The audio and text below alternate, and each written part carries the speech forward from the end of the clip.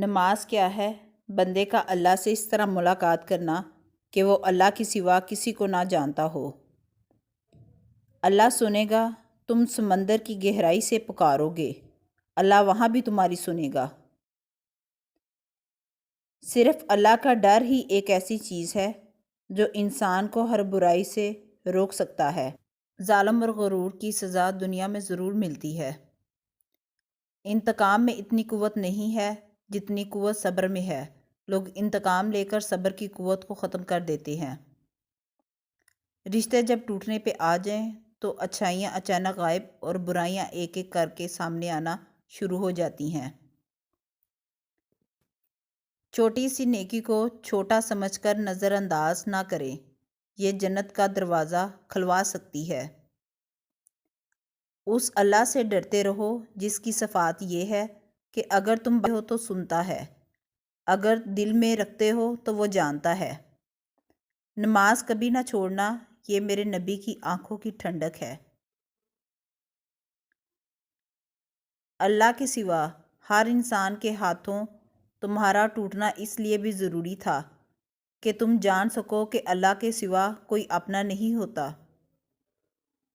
جانور میں خواہش اور فرشتے میں عقل ہوتی ہے، مگر انسان میں دونوں ہوتی ہیں۔ اگر وہ عقل دبا لے تو جانور، اگر خواہش کو دبا لے تو فرشتہ۔ یہ نہ سوچو کہ اللہ تمہاری دعا کو فوراً قبول کیوں نہیں کرتا، یہ شکر کرو کہ تمہارے گناہوں کی سزا فوراً نہیں دیتا۔ تنہائی میں اللہ کو یاد کرنے والا شخص، رسول اللہ صلی اللہ علیہ وسلم نے فرمایا، 7 طرح کے لوگ ہوں گے جن کو اللہ اس دن اپنے سائے میں جگہ دے گا، جس دن اس کے سائے کے سوا اور کوئی سایہ نہ ہوگا۔ ان میں ایک وہ شخص جس نے تنہائی میں اللہ کو یاد کیا اور بے ساختہ آنکھوں سے آنسو جاری ہو گئے۔ بد نصیبی کی پہچان، رسول اللہ صلی اللہ علیہ وسلم نے فرمایا، 4 چیزیں بد نصیبی کی پہچان ہیں۔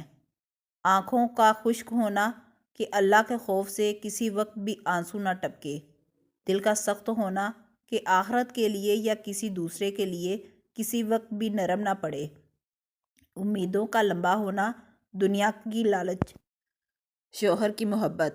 وہ عورت کبھی خوش قسمت نہیں ہوتی جس کے پاس دنیا کی ساری عیش و عشرت ہو، بلکہ خوش قسمت عورت وہ ہوتی ہے جس کے پاس اپنے شوہر کی سچی اور پاک صاف محبت ہو۔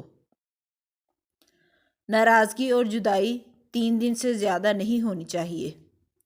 مشکل ترین کام بہترین لوگوں کے حصے میں آتے ہیں کیونکہ وہ اسے حل کرنے کی صلاحیت رکھتے ہیں۔ 6 چیزوں کی شکایت کبھی نہ کرنا، اپنی قسمت کی، اولاد کے سامنے اپنے بڑوں کی، اپنا ذاتی مکان ہوتے ہوئے اس کی تنگی کی، بھول کر بھی اپنے ماں باپ یا استاد کی، غیر کے سامنے اپنے دوست کی، رخصت کرنے کے بعد اپنے مہمان کی۔ اے اللہ، بے شک میں تیری پناہ لیتا ہوں عاجزی اور سستی سے، بزدلی اور بخل سے، انتہائی بڑھاپے، دل کی سختی اور غفلت سے، مفلسی، ذلت اور نادانی سے، اور میں تیری پناہ لیتا ہوں محتاجی اور کفر سے، نافرمانی، مخالفت اور نفاق سے، شہرت اور دکھاوے سے۔